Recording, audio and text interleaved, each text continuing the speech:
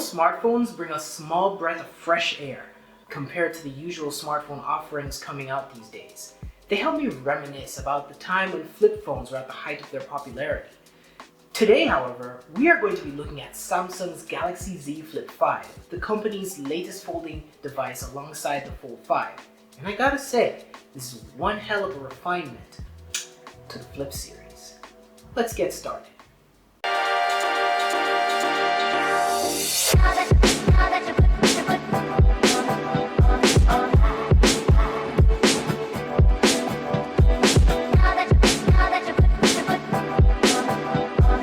As I said, refinement is definitely the key word here for the Flip 5, and you'll first see it in its design.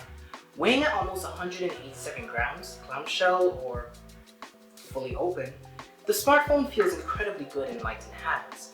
Despite the tall dimensions, one-handed use is still very much doable. The back is Gorilla Glass Victus 2, which should promise some survivability during drops and scratches, but I ain't testing that. The armor aluminum frame does feel nice to the touch, but still expect some fingerprints. The hinge mechanism is a major highlight, as there are now no gaps, meaning fears of dust collecting inside the mechanism are now a thing of the past. The hinge also feels quite a bit stronger to me, but that also just makes the closing sound far more satisfying. The cover display has finally reached a point where I can now consider it a major selling point on this device.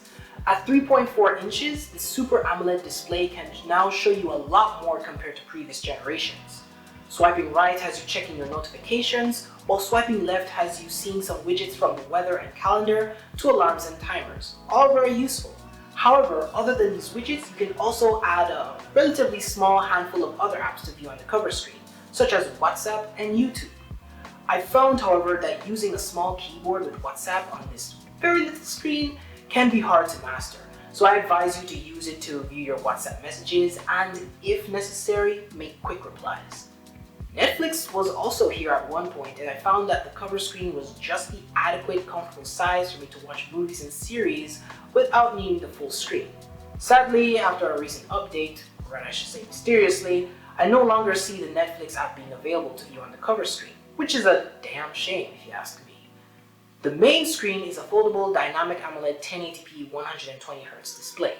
As expected from Samsung, the display is quite nice with great color reproduction, so watching content is once again a very enjoyable experience. You can still see the crease at certain angles, but I got used to it in less than a few minutes, so it's not a deal breaker. At 1750 nits peak brightness, outdoor visibility under sunlight is good, but not the highest that you can find on a smartphone. Powered by the very powerful Snapdragon Gen 2 processor and the Adreno 740 for GPU performance, the phone is quite fast. I can get through all of my daily tasks with ease, and switching to other apps is quick. Using multi-window for Zoom calls and taking notes has been pretty good. So far I've encountered no issues such as freezing or lagging with the Flip 5. In fact, if there are any slowdowns, that would mainly be due to my, at times, inconsistent Wi-Fi connection. Playing games has also been quite good, with only the most graphically demanding games showing signs of lagging, but not as often as you might think. With dual stereo speakers, audio has been as good as I expected. Bass is average, but highs and mids are adequate and lyrics can be heard well enough. At max volume, it can get decently loud, and I didn't notice much distortion to the audio or the vocals. Hear this and let me know what you guys think in the comments below regarding the audio performance.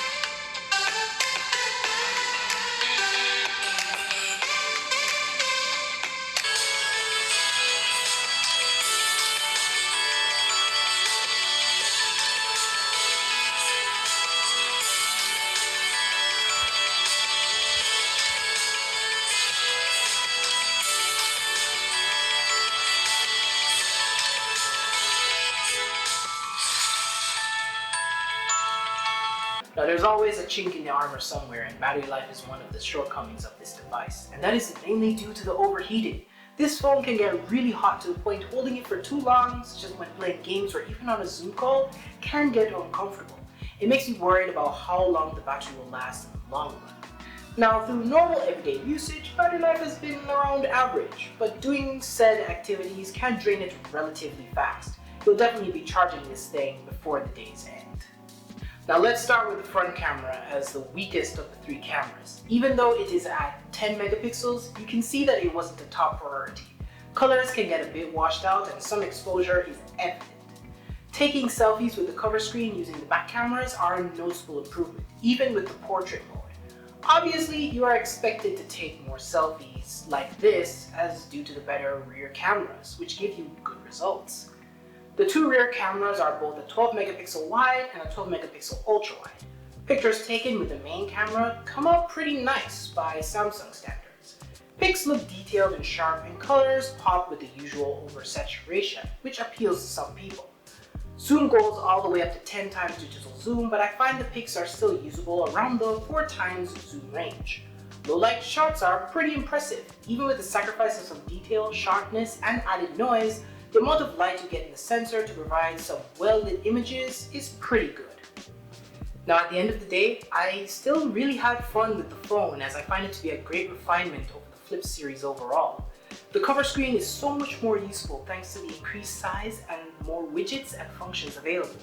With great performance, an improved hinge mechanism, and a good and comfortable feel to the design, the Flip 5, to me, is now a contender for my own Android smartphone upgrade down the line.